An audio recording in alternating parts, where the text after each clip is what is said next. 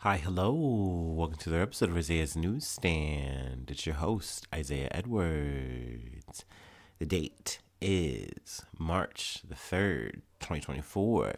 Hopefully, this episode finds you well in good spirits and high hopes. As for me, I'm doing pretty good. The vibes were nice and tight yesterday. The vibes are nice and tight today. Let's see here. Let's take it back, rewind it. About last night, whatever. I don't know. I went to Northside. It was a Northside Hangs night. I got to see the homies. It was a really good time. The food corner was magnificent. I went to Chameleon. It had been a while since I'd been there, and I definitely brought a big ass appetite. So I got a slice of pepperoni pizza. I got a pound of their Chameleon wings, which is essentially just wings confit, I think, or confit wings. I don't know how you order that, whatever. But they were hot wings, and they were very, very good. And then I had an order of fries.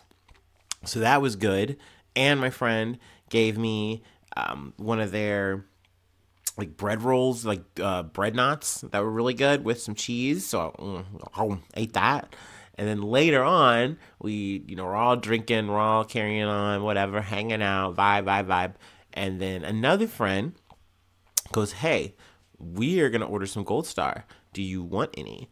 And I got a couple of conies with everything on them. So that was marvelous. I will say my stomach was barking a bit, but it is what it is. Sometimes you just got to free the beast, you just got to open up that mouth. I don't know. So yeah, I mean, overall, I had a really good night. It's always good to hang out with the friends, hang out with the homies. And let's see, today was pretty textbook. I kind of, I guess, slept in since I really didn't sleep last night. So I got a little bit of sleep in the actual morning. Did some groceries, and I love when a grocery bill is not crazy. Also, I solved a personal mystery in the house. I'm gonna kind of probably play myself a bit here, but why not? I have been like for the past like week and a half, I've had like a chain of like two things that have just smelled really bad in my kitchen, like fridge, and I just have been trying to crack the case on like what it has been. So like the first culprit was like some bad lunch meat. It went bad, and I was like, oh, that's really unfortunate. Whatever. So I throw it out. I think I solved it. Great work, Columbo. Cool.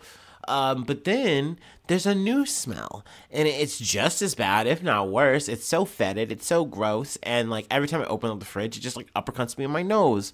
And I've been like bugged about that for the whole week. And my dumbass is like, "What's wrong?" Like I usually do the same things. Like what's so different? And finally, I just put two and two together and realized I had just had some bad remaining like salmon in the fridge, and I thought it would just hold for longer, and it didn't, or at least it wasn't. So I finally solved the culprit, finally cracked the case, and I felt very smart. Even though I should have just probably realized that, like, hey, what's the outlying thing? What's normally not here that is here now? Maybe that old ass fucking piece of fish.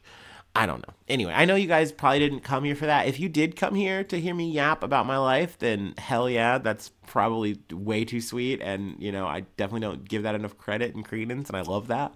But that being said, I'm going to stop that, and we're going to take, start up, and then we're going to get down to business. Yeah, we're going to talk about that real news on a Sunday.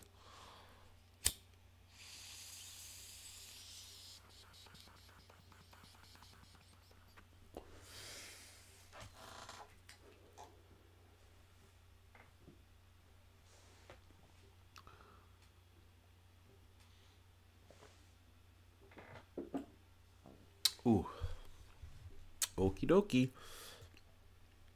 From Al Jazeera. Death toll rises to 10 in Russian drone strike on Ukraine's Odessa. The death toll from a Russian drone strike that destroyed an apartment block in Ukraine's southern port city of Odessa on Saturday has risen to 10.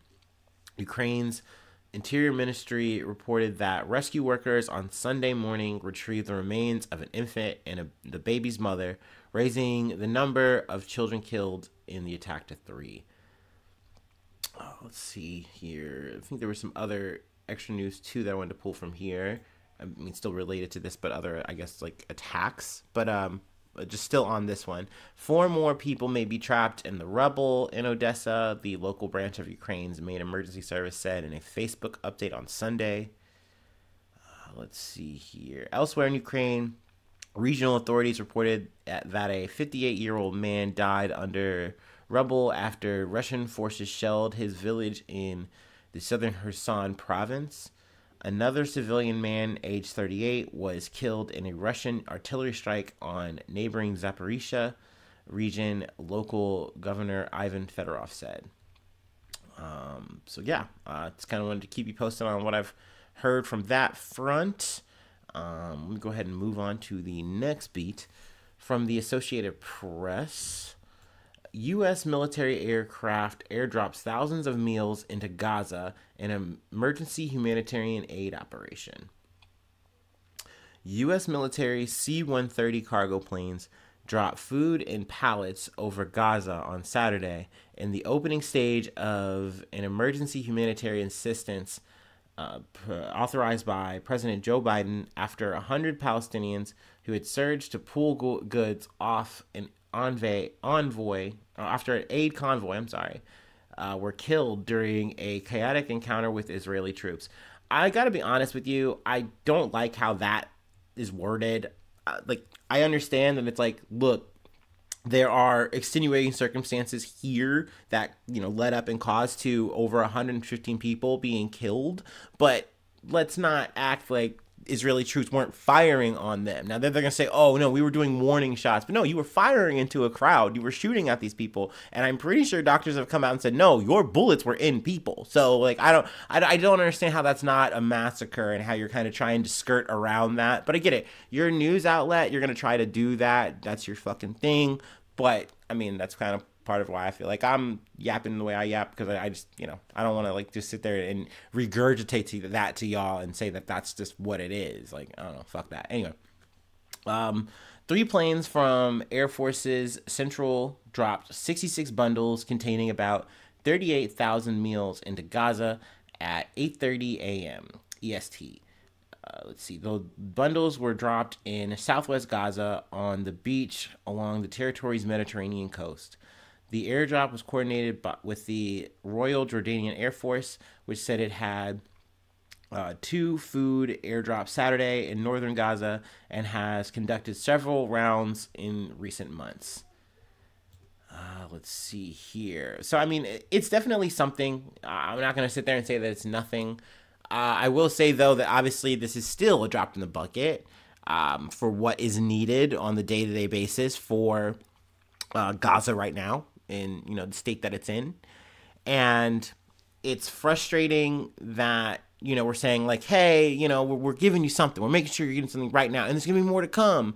But there, in some kind of ways, not every outlet's going to explain that these airdrops aren't exactly the most effective way. And I will say that they do add in here that it's hey, look, we do understand that this is only part of what we need to do. We need to definitely get back to having those truck actual aid convoys going in and having supervised organized dispersal of I'm spacing on the words here, but dispersal of aid. So but essentially the way these kind of drop, at least from what I've been seeing, is some hit the beach, and you're hoping in these kind of situations, and they are being monitored by the U.S. they're watching it, how they do, I don't know, drones or whatever. Essentially, they make the drop as accurately as they can, but you're gonna have situations where oh, it might go into the water, oh, it might hit and kind of land in a weird spot, and then you're gonna have a bunch of people come, and you're hoping that it's going to get distributed in an organized fashion. And I think for the most part I haven't heard anything too crazy, so that's good. But you just never know with these kind of things, and you'd like to actually have an organization on the ground organizing it. So I will say, not to poo-poo on things, hey, you got to take the good news where it is, whether it's big or small. So I do think this is something. But I don't think you give Joe Biden the pat on the back that I think he's looking for in this situation. You know what I mean? So it's at least good that we're doing something. But at the end of the day, this isn't them saying, hey, why don't we fucking just get a ceasefire going so that we can get them real aid? Yeah, I mean, so many things get solved if you just have that.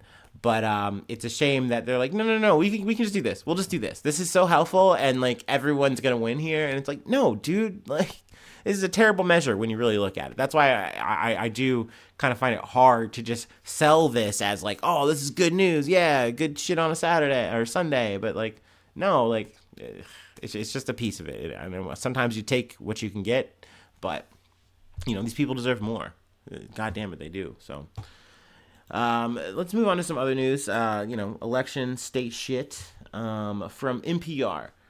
Trump wins caucuses in Missouri and Idaho and sweeps Michigan GOP convention. So essentially, I'm more or less kind of reading this for what is it? The Idaho and Missouri thing, but. Former President Donald Trump continued his march toward the GOP nomination on Saturday, winning caucuses in Idaho and Missouri and sweeping the delegate hall at a party convention in Michigan. Let's see. Trump earned every delegate at stake on Saturday, bringing his count to 244 compared to 24 for former UN Ambassador Nikki Haley. A candidate needs to secure 1,215 delegates to clinch the Republican nomination. The next event on the Republican calendar is Sunday in the District of Columbia. 2 days later is Super Tuesday, when 16 states will hold primaries on what will be the largest day of voting of the year outside of the November election. Trump is on track to lock up the nomination days later. I mean, some have pretty much argued that he's sewn up at this point. Nikki Haley's just on kind of cruise. I don't know. They're probing her to be like, oh, so are you going to support Trump? And she's like, I'm my own woman. I don't know. I feel like they're just kind of making news where they can out of this situation while it's something to juice. But, I mean, it's not really surprising at this point. I will say a little bit more funny side news. I believe that the Trump shoes that I talked about last week, they went from going around $400 a pop now to like $100 a pop. So that's crazy that they've like shredded down to like a fourth of their value already. But hey, I mean that's the shoe game is something like the crack game. It's hard. It's not easy. And we all know Trump's not the best businessman. But whatever, hey. Best of luck on his shoe ventures. And the cologne, all the good shit. He's got to fucking make some money. He's a broke ass bitch right now. Anyway, let me go ahead and move on to the last story of the day, and then we'll close it out. You know what that means? It's break time. Do.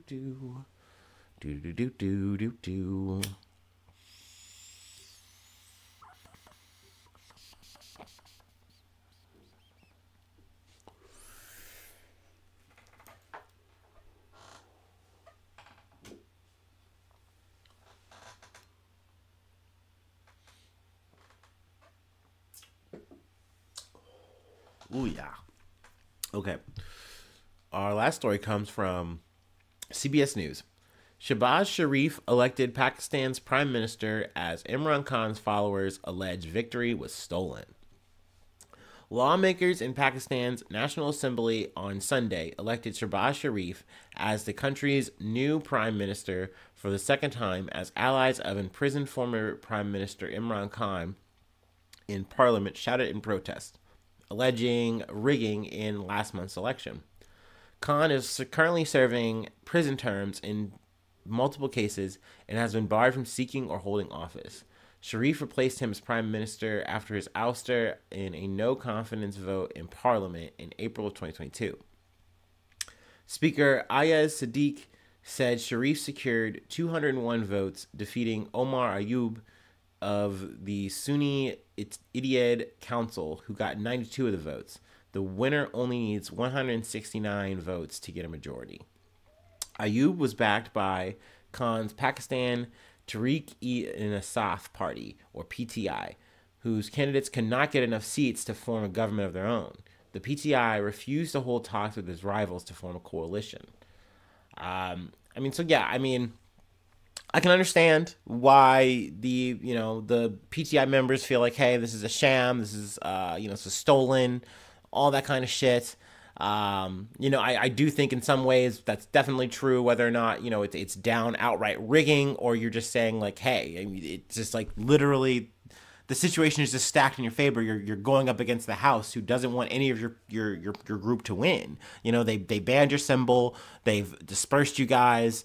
Some of the members had even been arrested alongside Khan. So clearly, like there was an effort against them. I'm definitely not going to say that, or say otherwise. I feel like, but that being said, it doesn't seem like they had it. They just didn't have the numbers, and Sharif did. Seems like he's kind of made the right moves. Let's see. Yeah. Following days of negotiation, Sharif's Pakistan Muslim League Party and his supporters formed an alliance after February 8th election, which was overshadowed by militant violence, a nationwide mobile shutdown, Khan's exclusion from the vote, and an unusual delay in announcing the result. And I also want to add too that, like, I definitely think like Sharif has made plays that are like, hey, like this is what, more or less Parliament wants. This is what the military wants. And so they're backing the play. And like, so he's just like on the right team here, he's on the right side of history, if you will, quote unquote, not necessarily, good or bad. I'm trying to say that. But yeah, I mean, I don't know if we would even say this is a close, but more of another beginning. I really do feel like now it definitely kind of is like, not to say that, you should just stop talking about Khan. It's a done deal. I think he's going to loom large in the conversation of things for sure. But it definitely seems like now, you have a new face of the government now. And, he's going to more or less be in control. I know that they definitely are still under a lot of pressure. They have a lot of economic instability. I mean, granted, I would say who doesn't, but in Pakistan it is really rough right now. Also, I know yet again, this year there's like more bad weather, which has led to deaths and things of that nature. So that's no good. I think last I heard in that situation was like 35, but I just kind of pulling that just kind of from the feed out of my brain ether. But anyway, just kind of wanted to squawk about that and keep you guys posted on what's going on there. We will definitely see how things shake out for the future Palestine for sure. Yeah, kind of going earlier back, but also Pakistan as well, and all around the world. I try to keep it global here. But yeah, that is the episode, and that's all I really have. But yeah, hopefully I see you soon for some more good news. I love ya. Bye-bye. Mwah.